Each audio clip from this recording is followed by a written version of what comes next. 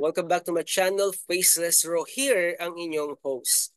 Maraming salamat po sa lahat ng mga umantabay, nagbigay ng komento at suporta sa ating pong ginagawang FLM Comeback Series vlog. At lahat po ng inyong mga komento ay binibigyan po natin ng pansin. Diyan po tayo kumukuha ng kaalaman dito po sa ating ginagawang vlogging. Salamat po sa inyo. Saludo po ako sa inyo mga kaibigan, mga kababayan at mga kapatid. So, ang ating pong bibigyan ng talakayan at pag-uugnay-ugnay sa atin pong episode ngayon ay yung video na nag-circulate. Okay? At marami pong nakapanood ng mga kababayan natin at ito po ay napansin natin. At nakakapagtaka lang, no? At nakaka-frustrate. I'm sorry po, no? Marami po akong mga kaibigan na talagang maka-Tatay Digong. Alam niyo, sa totoo lang ay respect Tatay Digong.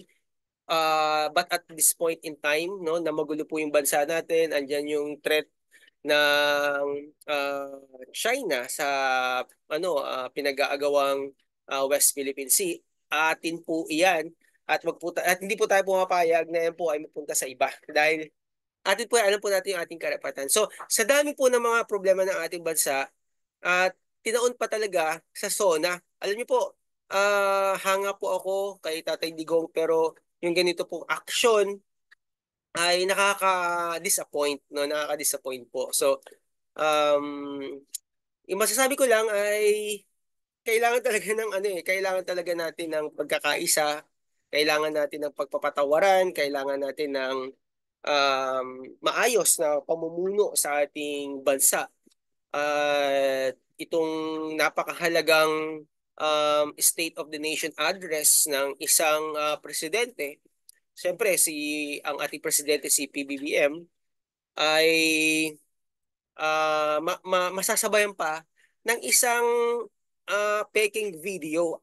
Actually, nung napanood ko yon nalungkot ako, no? Dahil kitang-kita naman kahit sinong manood, talagang peke po yung video. Ako po, kung totoo man yung video na yon, mapapansin mo talaga talagang walang problema na harapin ni President Bongbong Marcos yung ganong ginawa niya, no? Pero hindi po siya talaga yung nasa video. Ngayon, kung magpapakalat po tayo ng ganyang video, tapos sa panahon ngayon natin, no, na talagang kailangan na bumangon ang bansang Pilipinas dahil sa sobrang mga nangyayari sa bansa natin, masasabi ko na it's a wrong move, no?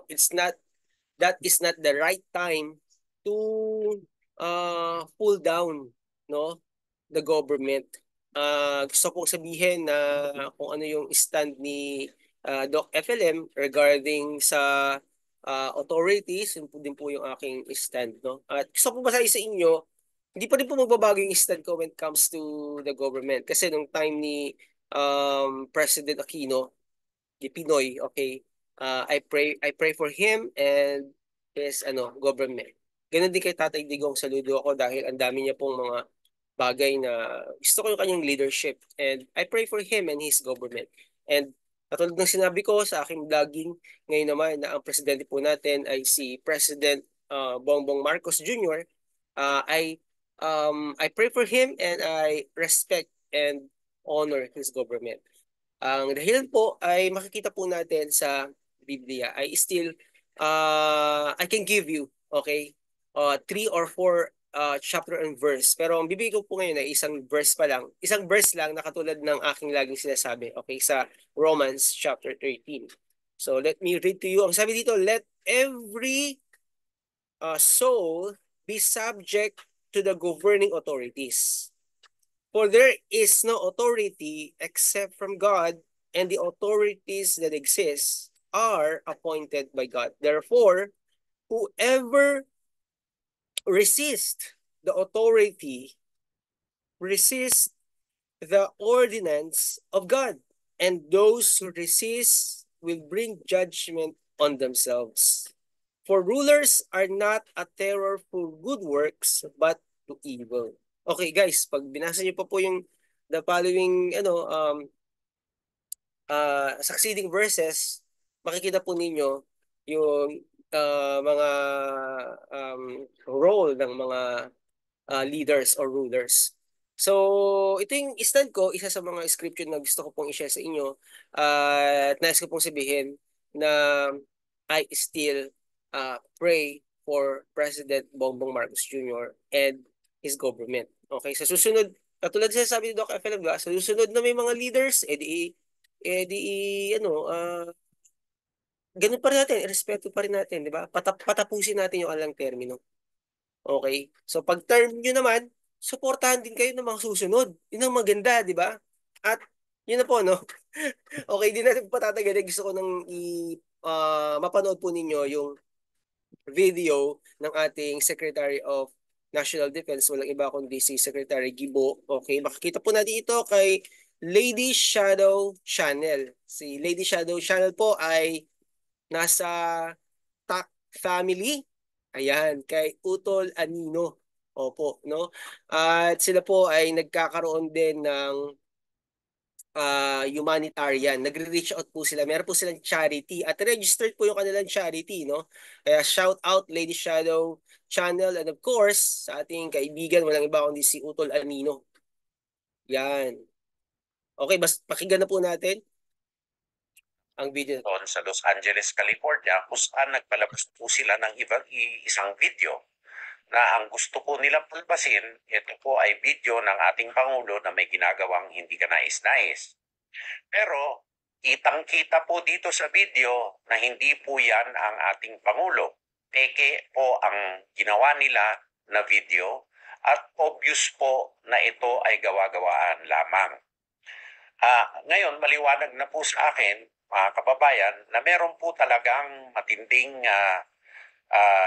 plano na i-destabilize po ang ating gobyerno. Nag-umpisa po ito sa mga fake na mga news tungkol po sa Armed Forces of the Philippines at Department of National Defense. Tapos nagprogreso po ito sa di umano'y walkout na hindi naman po nangyari. Katapos po ngayon na curiously po, araw po ng SONA, naglabas po sila ng peking video at sa Amerika pa. Kahit po sa Amerika, yan po siguro ay parte ng plano nila upang sila po ay hindi masubject sa jurisdiction ng Philippine authorities. Kaya sa ganun pong nangyayari, kami po ay nananawagan sa authorities po sa Estados Unidos na imbestigahan po itong insidente na ito upang ang mga malisyosong nasa likod nito ay maharap sa hustisya. Kami naman po sa Department of National Defense, sampu ng lahat ng asensya, kaanib na po ang Armed Forces of the Philippines ay naninindigan na solido sa likod ng liderato ng ating Pangulo, President Ferdinand Waldes Marcos Jr., ang constitutional chain of command at ang ating saligang.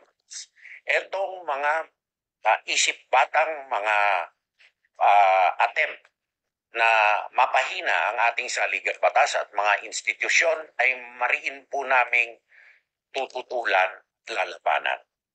Kami po ay kikipag-ugnayan, kikipagtulungan sa lahat po ng ahensya ng gobyerno upang masugpo itong mga nasa likod nitong hindi ka nais-nais at karumal-dumal na plot na ito o mga gawain na ito na at kung ito ay may kaugnayan sa mga iba't ibang mga puwersa na hindi ka nais-nais.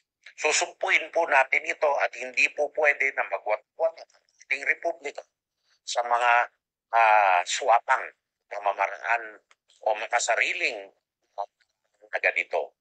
Kami po ay nananawagan sa ating mga taong bayan na panindigan sa likod ng inyong republika, sa likod po ng inyong saligang batas, sa likod po ng soberanya, sa likod po ng territorial integrity na Republika ng Pilipinas na pilit niwawasak at pinaghihiwa-hiwalay nitong mga makasariling at mga karumal-dumal na mga tao na ito. Kundinahin po natin sila at kami naman po ay gagawin po lahat upang masugpo ito.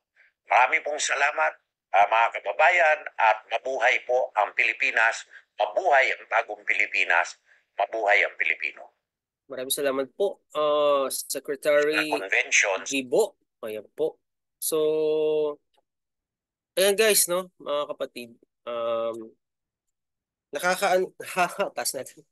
Nakaka-an talaga, nakaka-sad, no? Ako, nalulungkot ako dahil I'm praying for the Philippines eh. I'm praying for every Filipino. At syempre, no, mga kababayan po natin to eh. Mga leaders natin, no? Kahit na sabihin natin pro ano ka, DDS, pro BBM ka, magkakababayan po tayo. At hindi po natin dapat i-pull down, i-suppress yung bawat kababayan po natin. So masasabi ko lang po sa ginawang ito ng move ng hakbang ng maisog, nakakalungkot po. So ayan, maliwanag po sinabi ng ating secretary, no? Secretary of the National Defense, walang iba kundi si Sec Gibo. Bibigyan nila ng karampatang parusa. Okay, no? Itong nagpakalat ng video na ito. So napakagaling po ng ating Intel, kaya malalaman at malalaman po nila yan. Okay, so maraming salamat po. At ano no, kita naman kasi talaga na peking-peke talaga yung ano, yung video pag napanood po ninyo ano. Talagang sobrang peke kahit bata malalaman lalo na sa panahon natin ngayon no, na artificial intelligence kumakalat, di ba? Gagayahin yung mukha mo, kopyang-kopya, no? Okay guys, yun lang. Patuloy natin ipanalangin ang ating bayan, ang mga namumuno sa ating bayan, syempre ang ating presidente at ang kanyang gobyerno. At sa mga susunod, no, malay natin, no, sila naman ang umupo. No, kayo naman ulit ang umupo. Mapa Aquino o mapa Duterte man yung mamuno sa susunod, ipanalangin din po natin. Okay? So, yun lang po yung gusto ko sabihin sa inyo. Pero since na ang namumuno ngayon ay si President Bongbong Marcos Jr., siya po yung aking ipapanalangin. Okay po? So maraming salamat. God bless po. Salamat po sa inyong panonood dito po sa ating vlogging. Kita-kita po tayo sa ating pong episode sa ating FLM Comeback Series vlog. Okay, salamat po sa nagmamahal. Syempre kay Faceless Raw at syempre kay Doc FLM. God bless sa inyo lahat. Kita-kita po muli tayo. Bye-bye.